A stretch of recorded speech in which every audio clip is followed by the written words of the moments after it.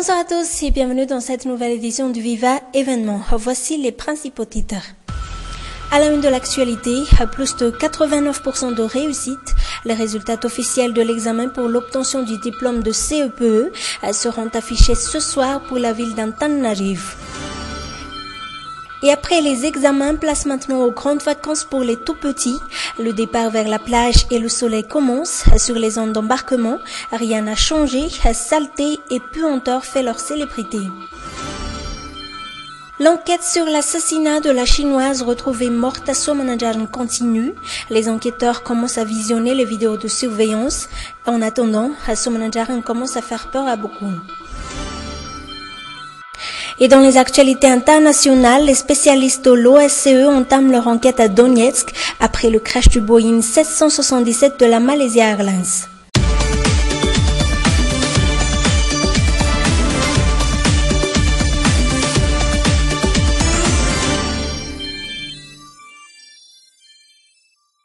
« 89,47%, c'est le chiffre du jour. C'est le taux de réussite à l'examen de CEPE pour la circonscription scolaire de la ville d'Antananarivo. Les résultats seront affichés ce soir dans les centres d'examen.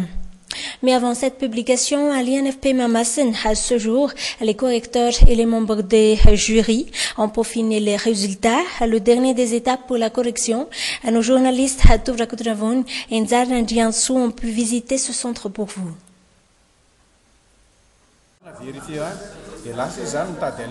Plus que 3 étapes à la correction et le résultat sera affiché. À 12h30, une heure de détente pour la plupart.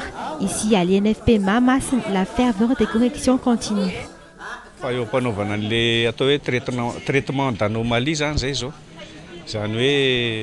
On est en plein traitement d'anomalie, c'est-à-dire une dernière vérification des élèves absents au cours du CEPE, mais aussi des notes 0. Vers la fin des étapes de correction, on vérifie certaines copies si les notes correspondent vraiment à ceux déjà inscrits.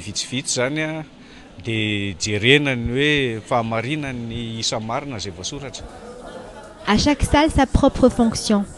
Dans cette salle, les notes invoquées par le logiciel seront de nouveau évaluées par ses professeurs.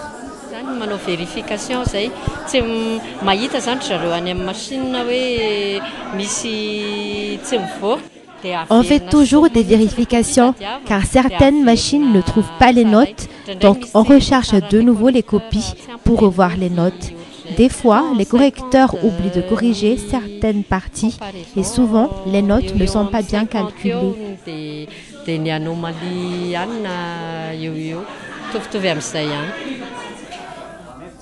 L'introduction des notes finales dans le logiciel avant son affichage seront effectuées par contre dans cette salle.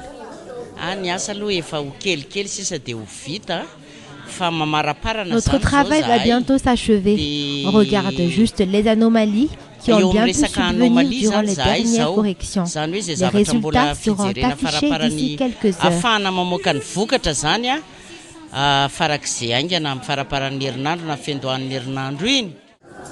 La dernière étape consistera à jauger les notes afin d'obtenir le diplôme. Le résultat sera affiché dès ce soir. Avis donc aux petits nouveaux diplômés.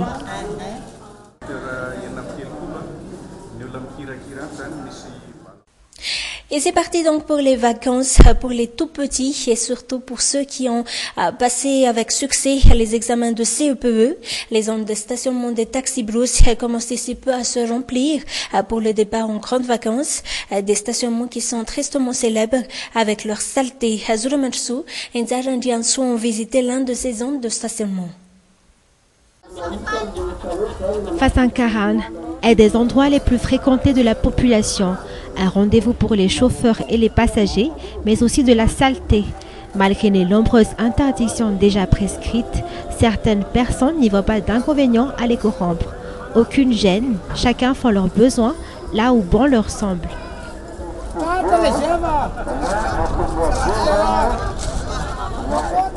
Malgré l'odeur fétide et les matières fécales bordées sur ce chemin, la route se poursuit. Les passants doivent ici tolérer.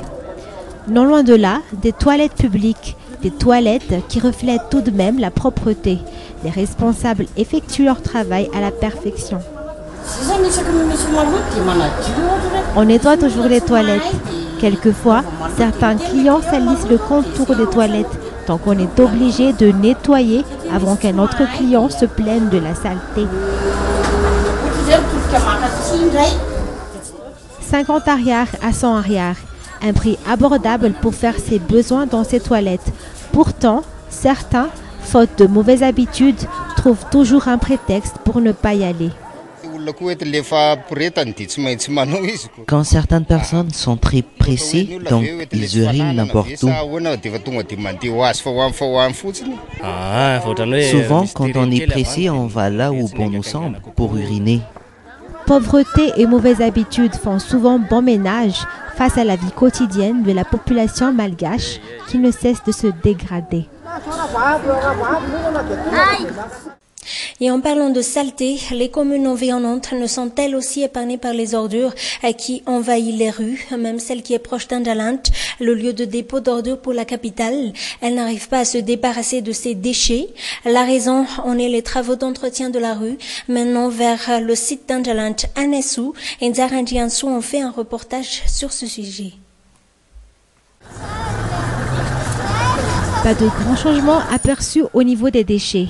Une des communes rurales les plus vulnérables face à cette situation, Abou-Mangakeli. Malgré sa proximité à Anjalanch, cette commune subit tout de même une forte concentration de déchets. Ces temps-ci, les camions transporteurs d'ordures stagnent au milieu des déchets. Selon les dires de la commune, une construction de route est la cause majeure de cette situation.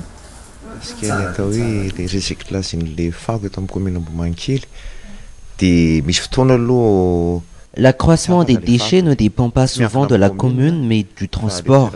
Les routes sont en mauvais état, surtout l'été. D'ailleurs, la commune n'utilise qu'un seul camion, ce qui pose aussi un problème majeur. Les routes accédant à Anjalanch sont en pleine construction.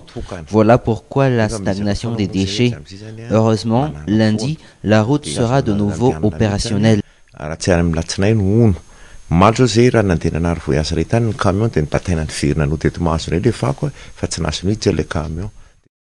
Un projet à court terme. Ce lundi, la situation redeviendra comme avant. Les camions pourront de nouveau accéder au dépôt d'Anjalanch. En attendant, la population craint pour leur santé.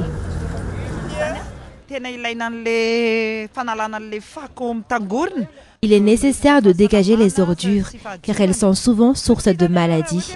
La commune ainsi que ses habitants doivent œuvrer pour l'entretien de la propreté et de la ville elle-même.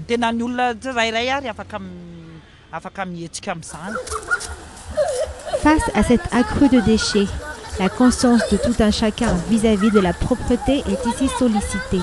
Conscience qui guidera vers l'accès à une ville nettement plus propre. Page politique maintenant, il est donc officiel, la communale n'est pas la priorité du gouvernement. Du moins, c'est ce qu'a révélé hier le ministre de l'Intérieur et de la décentralisation. Le régime Razon Armapian priorise l'étude de la loi sur la décentralisation et met au second plan le texte sur les élections communales. Ainsi donc, pour cette année, les actuels maires qui ont déjà épuisé leur mandat et les PDS continueront d'occuper leur poste, une situation transitoire qui n'enchante pas trop les bailleurs de fonds. Pourtant, les communes ont besoin des bailleurs de fonds pour ces projets d'infrastructure et pour ce faire, ils ont besoin d'un maire élu. Quelle est vraiment l'importance d'avoir un maire élu? Élément de réponse dans ce reportage sur les images de Nzara Ndiansou. Fière, cette mère de famille l'est en nettoyant cette toilette publique. Depuis son ouverture, cette infrastructure lui a offert du travail, mais a contribué également à l'assainissement de son quartier. Les gens ont pu obtenir un travail, ils peuvent avoir de l'eau potable et le quartier commence à être propre. On a pu voir beaucoup de changements.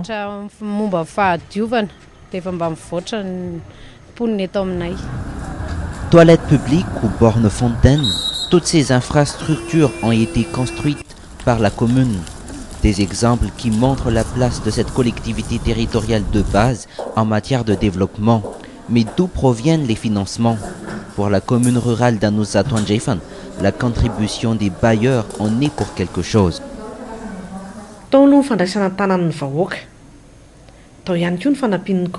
D'abord, on a la contribution de la population locale, puis il y a la subvention pour la commune. Mais le plus important, c'est le financement des bailleurs de fonds. Certes, nous pouvons percevoir des impôts, mais pour pouvoir faire tourner la commune, nous avons toujours besoin de financement.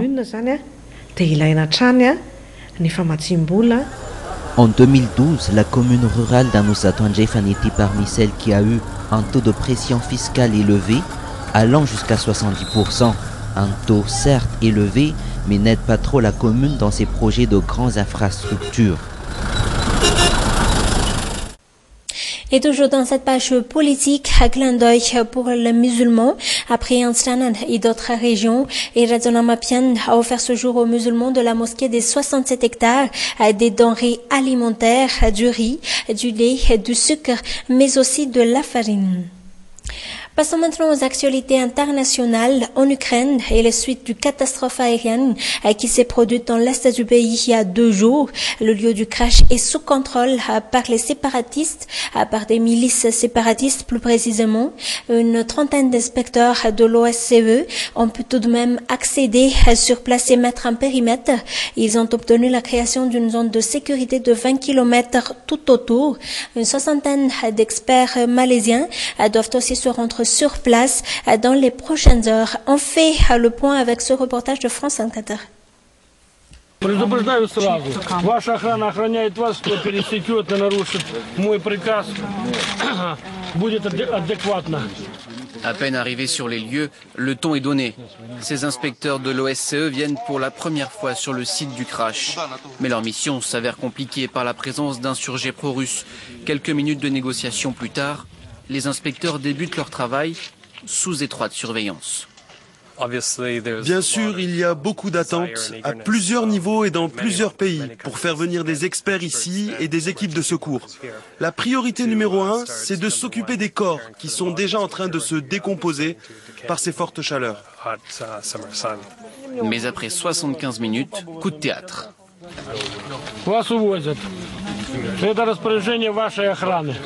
Finalement, les séparatistes ont accordé ce matin la création d'une zone de sécurité de 20 km. Objectif, identifier les corps et les remettre à leurs familles. Sur les causes du crash, peu d'éléments concordants. Une enquête américaine accrédite la thèse d'un missile tiré depuis une zone contrôlée par les séparatistes, mais ne les accuse pas directement. La vérité se trouve peut-être dans les boîtes noires. L'une est aux mains des autorités de Kiev, l'autre serait en possession des insurgés. Ils ont déclaré vouloir la faire examiner à Moscou. L'offensive terrestre israélienne dans la bande de Gaza se poursuit. Le bilan s'établit à 320 morts palestiniens depuis 12 jours. La grande majorité de ces victimes sont des civils. Plus de détails dans ce reportage de France 24. Ces images filmées par les forces de défense israéliennes illustrent ce qui a grandement contribué au lancement de l'offensive terrestre sur Gaza. Des tunnels construits par les militants du Hamas selon l'armée et destinés à infiltrer le territoire israélien. Tsahal affirme avoir tué un combattant lors d'une tentative d'incursion ce samedi et d'en avoir déjoué une autre 2 jours auparavant. Cette attaque avait pour objectif de tuer et d'assassiner des Israéliens, peut-être même d'enlever des habitants du côté de la frontière sud. C'est ce type de menace que nous évoquons depuis une dizaine de jours et qui peut venir de cette zone. Bien que le dôme de fer, le système de défense anti-aérienne israélien neutralise la majorité des roquettes lancées par le Hamas, l'offensive terrestre reste le seul moyen pour empêcher ce type d'incursion d'après l'armée. Elle affirme avoir déjà localisé plus d'une dizaine de tunnels à Gaza ce vendredi. Une douzaine seraient encore à découvrir. Ça, c'est l'entrée d'un tunnel qui permet de rejoindre le territoire israélien. Regardez, c'est en pente. Cela prouve qu'il s'agit bien d'un tunnel. Les tunnels font partie intégrante de la vie quotidienne de la bande de Gaza. Ils sont aussi bien utilisés pour le trafic de marchandises que pour le trafic d'armes. Dans cette vidéo de propagande du Hamas, les brigades d'Al-Qassam vantent l'efficacité de ce réseau souterrain. Selon eux, l'offensive terrestre ne permettra pas d'empêcher de futures attaques prévues sur Israël. Nous nous sommes préparés pour une longue bataille avec les forces d'occupation. Israël n'a encore rien vu. Après une nouvelle nuit de combats intenses, le nombre de tués du côté palestinien vient de dépasser la barre des 300. Un cinquième des victimes sont des enfants. Point final à cette édition. Merci de l'avoir suivi. Nous vous souhaitons un très bon week-end, toujours en notre compagnie. Au revoir.